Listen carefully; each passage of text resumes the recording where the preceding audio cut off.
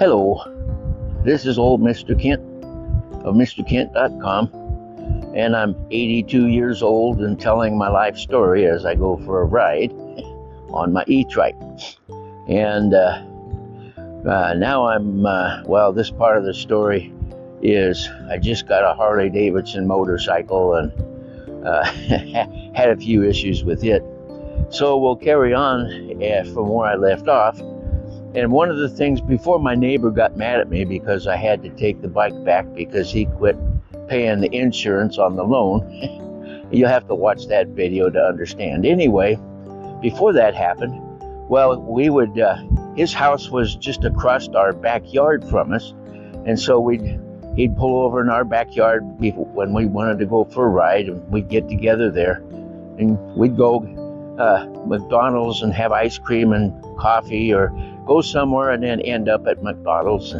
As time went by, a couple other biking couples, man and wife, found out about it, and they went with us. And so we ended up with on Saturday night, we just make a group bike ride, and that was a lot of fun. We had about, generally 5 or 6 bikes, sometimes even more, gather in my backyard, and we'd go for a ride. There was a couple times we drove all the way down, or rode all the way down to Pendleton on the back roads. This is in the Tri-Cities of Washington, Pasco, Kennewick, Richland. And so it was like, not too far away to get to Pendleton. Or we'd go some other place and then end up at McDonald's when we were finally through with our ride. Then everybody break up and go home. In fact, there were times when we planned something more than Saturday night. We had a couple times we planned trips to the ocean over the weekend, and from Pasco to the coast was about 4-hour ride, something like that. And so we just had a lot of fun going places like that as a group of quote unquote bikers. And so so that went on, and there were times when, generally, you could probably say when we rode our motorcycles to the ocean, it rained. When we drove in the car, it was sunny, because there were so many times that we'd get over close to the ocean, start raining, and we'd have to have our goggles and everything on, and the goggles would steam up. And I remember this one time, one of the guys, his goggles were so steamed up when we got to Ilwaco, and there was a filling station there, and we all had to go potty. So he got off his bike and was walking towards the men's room and didn't see a curb and tripped and fell into a bunch of bushes. That's just things that happen. So anyway, that's something that we did for quite a while. One time we were going into Portland at night, coming back from a ride. We went all the way to down along the coast, went into Portland at night, and it was just my wife and I, and then a friend on his bike. When you ride bikes, motorcycles, the front guy stays on the left side of the lane, and the next guy's on the right side, and you stagger like that. And so, go around this corner here. And so it was night, dark, raining, and so we got to this place where there was an exit, a ramp, an exit ramp, and we're going along, traveling speed 45 or something like that, and and our friends behind us on the right.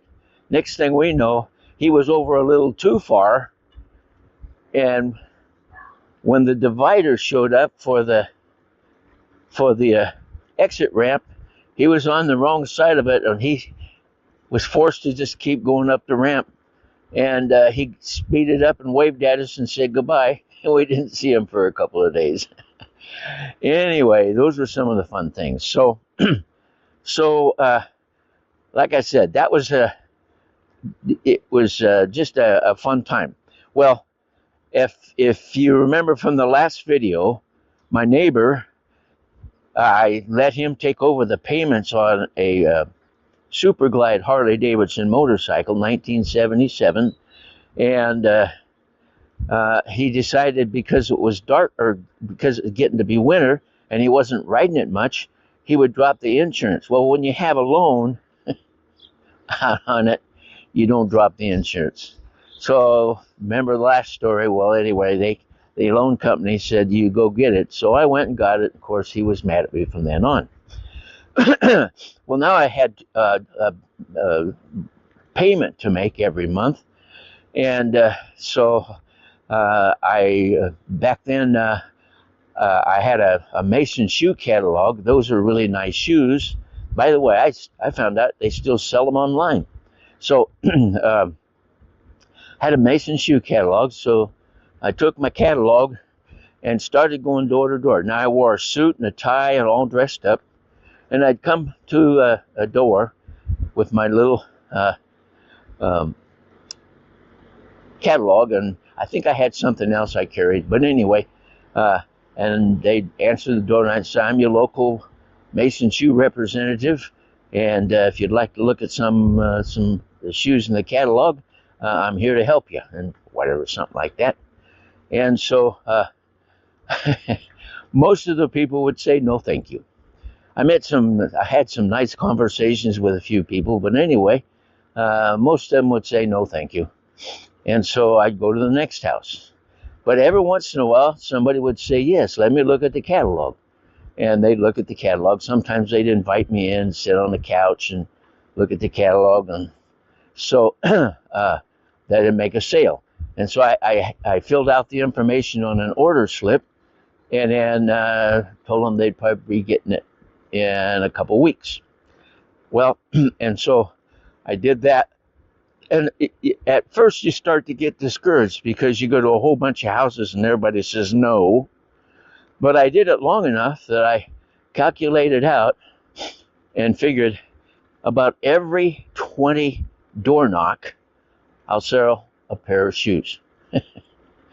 And it kind of worked out that way. So as I'm going, after I make a sale, then I got to go 20 more houses knocking on doors before I'll make another sale, that was okay because I had that figured out. So I did that for a long time.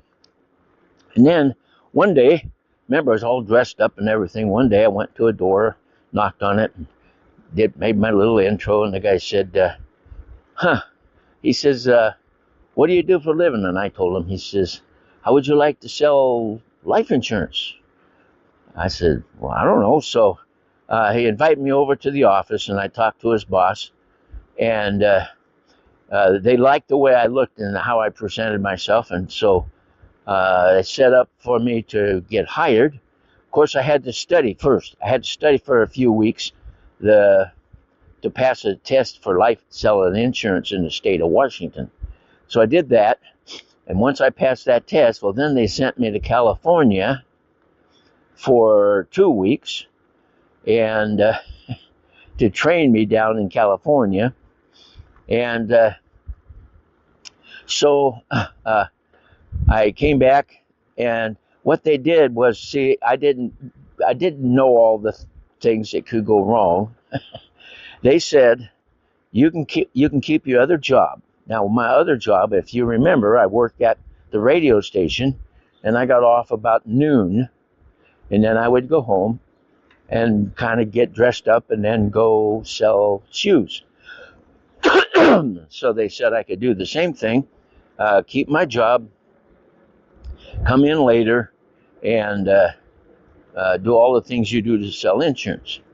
And so that was against the law in the state of Washington. I'm supposed to just have one job if I'm selling life insurance. But the guy broke the rules, so I didn't know. I just did what I was told to do. So anyway, so I started selling, and they matched my salary. So I had the salary from my job at the radio station plus the salary from the insurance company. And what they did was, after so many weeks or months or something, that salary started to disappear, because then you were supposed to be living on commissions. And so they gave you plenty of time to, they keep paying you, they match your salary. So that was pretty cool. That Christmas, my family had a whole bunch of neat Christmas gifts. So anyway, so that went along, and of course, then my salary started dropping. But what I did everything you're supposed to do.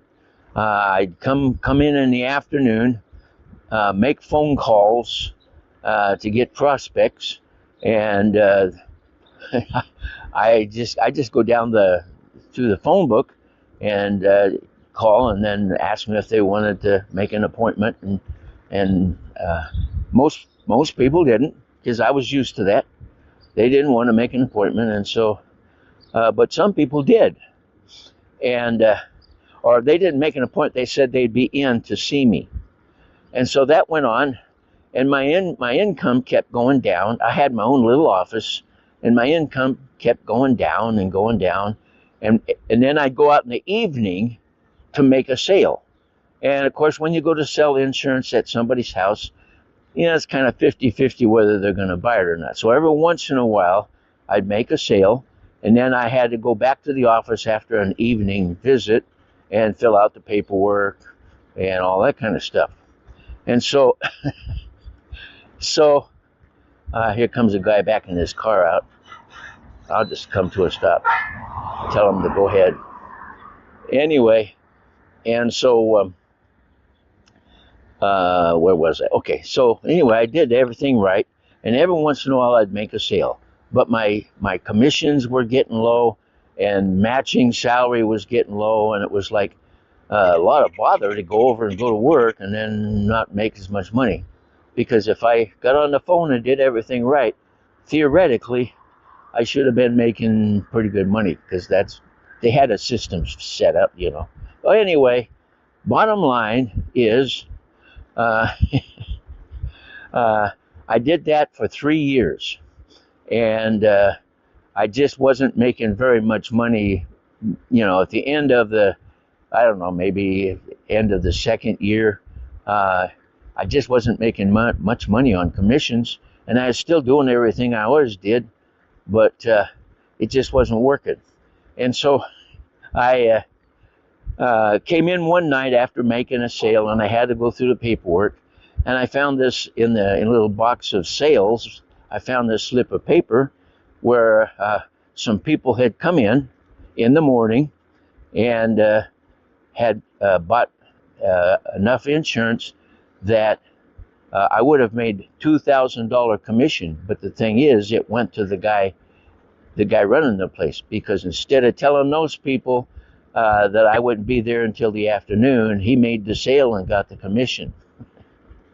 So that was kind of the end of my friendship with him. And let's see, I'll go down this way. And so I decided this isn't good. And so $2,000 commission. And how many times had that been going on the whole time that I was doing all the things I was supposed to do? So as it turned out, I decided this isn't worth it. So I turned in my resignation. And the funny thing is, the guy was so crooked. And by the way, he had I won't tell you what religion he was, but he had half a dozen guys from his church hired to come in, and they were probably making commissions off of my sales, because I did everything right. I should have been having a lot of sales. So anyway, I quit, and he came into my office and closed the door behind him, and he said, "Are you going to tell Metropolitan about this?" And I said, No, I'm just quitting. And so went back to just running a radio station and having fun. Well, 6 months later, the guys that he had working for him, they were no longer working there, because they weren't making any money doing the way they had been doing things. And he changed jobs, had to go find something else. And there was one of the guys that I had talked to, or I guess, and helped. He was the only guy running the office. So I guess I was supporting a bunch of guys. Anyway, that was my experience going door to door. and it paid off for a little while. And if the guy had been honest, it would have paid off a long time. So, all right. So anyway, that's my experience going door to door, and we'll move on in life now in the next video. So I want to thank you for watching my videos, and God bless.